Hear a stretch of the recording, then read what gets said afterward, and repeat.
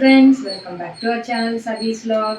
இன்னைக்கு நம்ம இந்த வீடியோவில் என்ன பார்க்க போகிறோம்னா சிக்கன் கீ ரோஸ்ட் தான் பார்க்க போகிறோம். ரொம்ப ரொம்ப சிம்பிள், ரொம்ப ஈஸியும் கூட. ஒரு 10 to 15 மினிட்ஸில் நம்ம ஈஸியாக செஞ்சிடலாம். வாங்க இதை எப்படி செய்யறதுன்றதை பார்க்கலாம். அதுக்கு முன்னாடி நீங்கள் இதான் நம்ம சேனலை ஃபஸ்ட் டைம் பார்க்குறீங்கன்னா சேனலை சப்ஸ்கிரைப் பண்ணுங்கள், கமெண்ட் பண்ணுங்கள், ஷேர் பண்ணுங்கள், பெல் ஐக்கானை கிளிக் பண்ணிக்கோங்க. அப்போ தான் நான் போடுற வீடியோ உங்களுக்கு ரெகுலர் நோட்டிஃபிகேஷனில் வரும். வாங்க வீடியோக்குள்ளே போகலாம். இப்போ நம்ம இதுக்கு ஒரு மசாலா ஒன்று செய்யலாம். அதுக்கு என்னென்ன தேவைன்னு பார்த்தா, ஒரு 10லேருந்து 15 காஞ்ச மிளகா, ஒரு 10 பல் பூண்டு, நல்லா தோல் உரித்து நல்லா மீடியம் சைஸில் இருக்கிற ஒரு 10 பல் பூண்டு, அதுக்கப்புறம் ஒரு 10லேருந்து 12 முந்திரி, அதுக்கப்புறம் 1½ ஸ்பூன் அளவுக்கு தனியா, மல்லின்னு சொல்லுவாங்க, சில பேர் தனியான்னு சொல்லுவாங்க. ஸோ 1லேருந்து 1½ ஸ்பூன் அளவுக்கு தனியா, அதுக்கப்புறம் வெந்தயம் ஒரு ஸ்பூன். என்னடா நான்வெஜ்ஜில் போய் வெந்தயம் சேர்க்குறாங்களேன்னு பார்க்காதீங்க, ரொம்ப சூப்பராக இருக்கும். வெந்தயம் ஒரு ஸ்பூன், அதுக்கப்புறமா சீரகம் ஒரு ஸ்பூன், சோம்பு பெருஞ்சீரகம் ஒரு ஸ்பூன், அதுக்கப்புறம் வெல்லம் இருக்குது இல்லைங்களா, வெல்லம் ஒரு ஸ்பூன் அளவுக்கு வெல்லம் ஆட் பண்ணிக்கோங்க. அதுக்கப்புறம் உப்பு, இந்த மசாலாவுக்கு தேவையான அளவுக்கு உப்பு. நெக்ஸ்ட்டு ஒரு சின்ன லெமன் சைஸ் அளவுக்கு புளி ஊற வச்சு கரைச்சி வச்சுருக்கேன். அதை இதில் ஆட் பண்ணிக்கலாம். நான் தண்ணி இதில் ஆட் பண்ண போகிறதில்ல.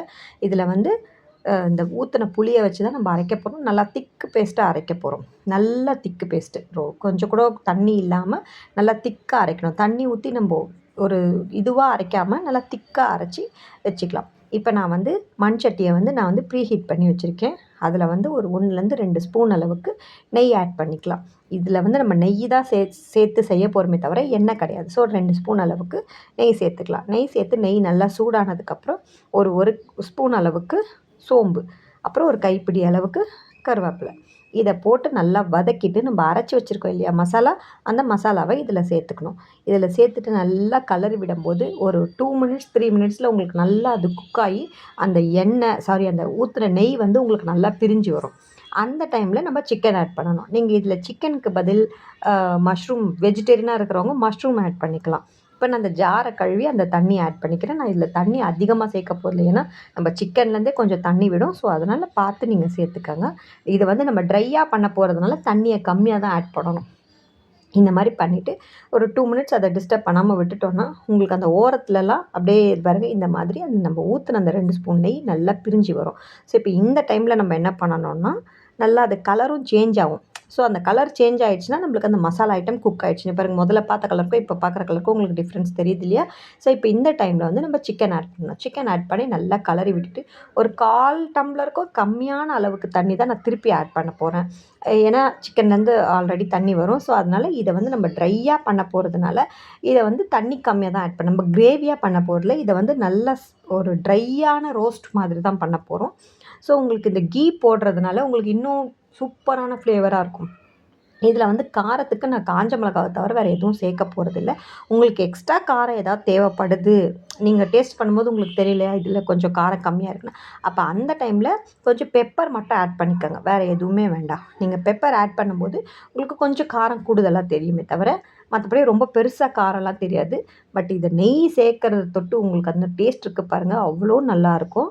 இது அவ்வளோ நல்லாயிருக்கும். ஜஸ்ட் ஒரு ரசம் சாதம், ஒரு சாம்பார் சாதம், இல்லை நம்ம நல்லா ட்ரையாக செஞ்சு சாப்பிட்றோம் அப்படின்னாக்கா ஒரு சப்பாத்தி, பூரி, தோசை இந்த மாதிரி ஐட்டம்க்கெல்லாம் சூப்பராக இருக்கும். பாருங்கள், இப்போ எனக்கு காரம் கொஞ்சம் கம்மியாக இருந்த மாதிரி இருந்தது. ஸோ அதனால் நான் பெப்பர் ஆட் பண்ணிக்கிறேன்.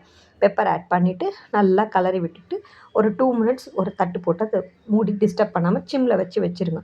ஸோ அப்போ அந்த டைமில் நல்லா குக் ஆகிடுச்சுன்னா உங்களுக்கு நம்ம ஊற்றின நெய்யெல்லாம் நல்லா ஓரம் பிரிஞ்சு வரும். ஸோ அப்போ அந்த டைமில் அது நல்லா குக் ஆகிடுச்சுன்னு நான் இன்றைக்கி ரொம்ப ட்ரையாக பண்ணல. ஏன்னாக்கா நான் இன்றைக்கி ரசம் சாதத்தோடு வச்சு சாப்பிட்றதுனால நான் ரொம்ப ட்ரை ரோஸ்ட் பண்ணலை. நம்ம வேறு எதாக்காவது, அதாவது சப்பாத்தி, தோசை இந்த மாதிரி ஐட்டம்க்கு வச்சு சாப்பிடும்போது வேணால் நம்ம ட்ரையாக வச்சுக்கலாம். கொஞ்சம் இந்த மாதிரி இருக்கும்போது கொஞ்சம் கிரேவியாக இருந்ததுன்னா நம்ம சாப்பிட்ற சாப்பாட்டுக்கு தொட்டு சாப்பிட்றதுக்கு ரொம்ப நல்லாயிருக்கும். பாருங்கள், இந்த மாதிரி எவ்வளோ சூப்பராக அந்த ஊற்றுன நெய் அவ்வளோ அழகாக பிரிஞ்சு எவ்வளோ சூப்பராக தக தக தகன்னு இருக்குது பாருங்கள். இப்போ இந்த டைமில் நம்ம கொஞ்சம் கொத்தமல்லி, கருவேப்பிலை ஆட் பண்ணணும். இது கூட இதுக்கு பதில் நீங்கள் மட்டன் கூட ஆட் பண்ணிக்கலாம். மட்டன் எப்படின்னா நம்ம முன்னாடியே வேக வச்சு எடுத்து வச்சுட்டு சிக்கன் சேர்க்குற நேரத்துக்கு மட்டனை சேர்த்துக்கலாம். இல்லை நான் வெஜிடேரியன் தான் அப்படின்னீங்கன்னா இந்த சிக்கனுக்கும் மட்டனுக்கும் பதில் நீங்கள் மஷ்ரூம் ஆட் பண்ணிக்கலாம். இல்லை உங்களுக்கு வேறு ஏதாவது வெஜிடபிள்ஸ் இந்த மாதிரி செய்யணுன்னு ஆசைப்பட்டீங்கன்னா நீங்கள் வெஜிடபிள்ஸும் செய்யலாம். எனக்கு மட்டனை விட சிக்கனை விட மஷ்ரூம் நீங்கள் நான்வெஜ்ஜுக்கு பதில் வெஜிடேரியனை அதை ஆட் பண்ணிங்கன்னா நல்லாயிருக்கும்.